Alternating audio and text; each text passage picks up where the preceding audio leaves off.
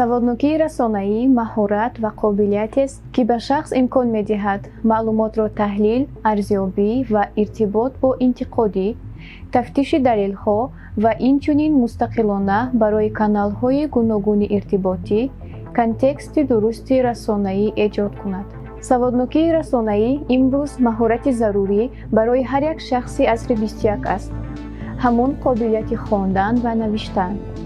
зеро имрӯз одамон дар ҷаҳони расонаӣ зиндагӣ мекунанд, аз сарчашмаҳои гуногуни иттилоот истифода мебаранд ва албатта ҳама бояд аллакай дар бораи он фикр кунанд, ки ин маълумот чӣ гуна метавонад муфид ё зараровар бошад.